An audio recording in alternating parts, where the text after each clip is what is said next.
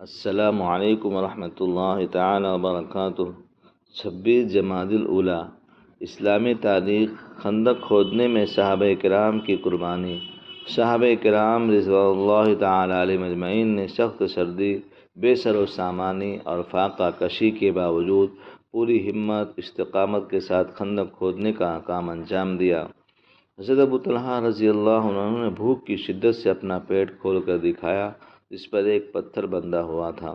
یہ دیکھ کر رسول اللہ نے اپنے پیٹ سے کپڑا ہٹایا تو صحابہ نے دیکھا اس پر 2 پتھر بندھے ہوئے تھے۔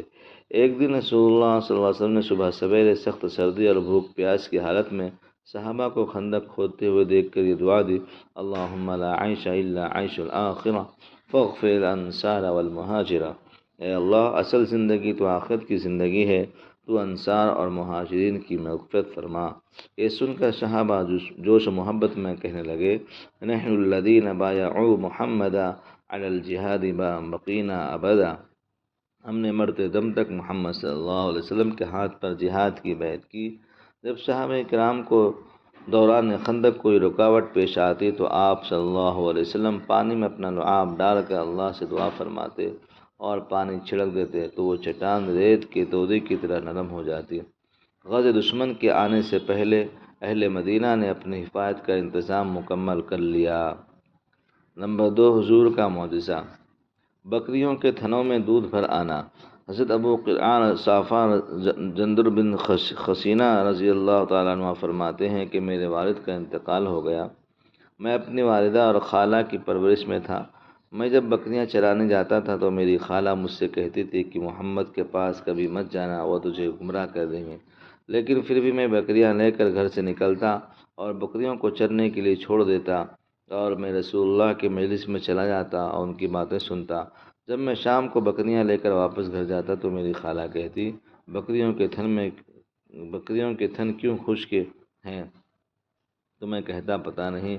دوسرے دن بھی یہی کہا، تیسرے دن بھی معمول کے مطابق بکریوں کو چھوڑ کر حضور کی مجلس میں گیا اور اسلام قبول کر لیا،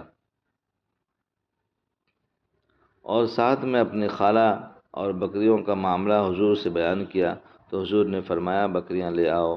میں لے کر آیا تو حضور نے سب بکریوں کے پیٹ اور تھنوں پر اپنا مبارک ہاتھ پھیرا اور برکت کی دعا فرمائی تو ساری بکریاں موٹی ہو گئی اور تھنوں میں دودھ بھر آیا۔ جب شام کو میں بکریاں لے کر گھر آیا تو خالہ نے فرمایا: کیا بات ہے؟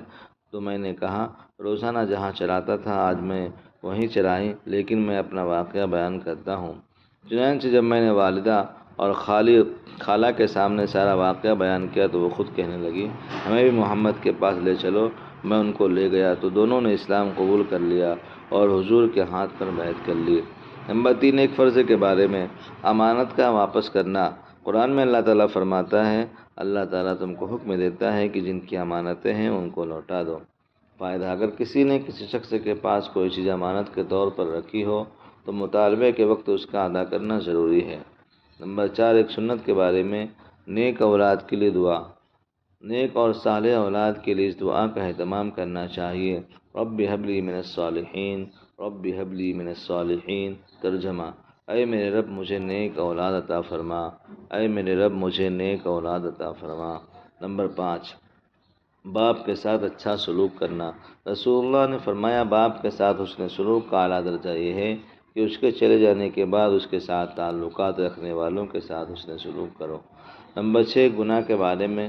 قرآن میں اللہ تعالیٰ فرماتا ہے: بے شک وہ لوگ جو کافر ہو گئے اور انہوں نے اوروں کو بھی اللہ کے راستے سے روکا اور ہدایت ظاہر ہونے کے بعد اللہ کے رسول کی مخالفت کی تو یہ لوگ اللہ کے دین کو ذرا بھی نقصان نہیں پہنچا سکیں گے، اللہ تعالیٰ ان کے تمام اعمال کو برباد کر دے گا۔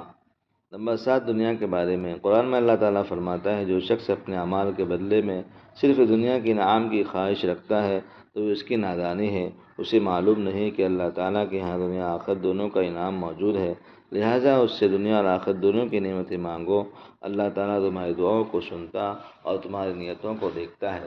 نمبر 8، آخرت کے بارے میں۔ رسول اللہ صلی اللہ علیہ وسلم نے فرمایا: میری امت کے 70,000 یا 7 لاکھ افراد ایک ساتھ جنت میں داخل ہوں گے، ان کے چہرے 14ویں رات کی چاند کی طرح چمک رہے ہوں گے۔ نمبر 9، طب نبوی سے علاج۔ مسواک کے فائدے۔ رسول اللہ صلی اللہ علیہ وسلم نے فرمایا مسواک ضرور کیا کرو، کیونکہ اس سے اللہ کی خوشنودی حاصل ہوتی ہے اور آنکھ کی روشنی تیز ہوتی ہے۔ نمبر 10 قرآن کی نبی صلی اللہ علیہ وسلم کی نصیحت۔ رسول اللہ صلی اللہ علیہ وسلم نے فرمایا تم اللہ کی عبادت اس طرح کرو گویا تم اس کو دیکھ رہے ہو۔ تم اپنے آپ کو مردوں میں شمار کرو، پھر ایک اور پتھر اور درخت کے پاس اللہ کو یاد کرو، اور جب تم کوئی برا کام کر بیٹھو تو اس کے ساتھ ہی اچھا کام کر لیا کرو۔ پوشیدہ گناہوں کے بدلے پوشیدہ نیکی اور کھلم کھلا گناہوں کے بدلے کھلم کھلا نیکی کر لیا کرو۔ اللہ تعالیٰ ہم سب کو توفیق عطا فرمائے۔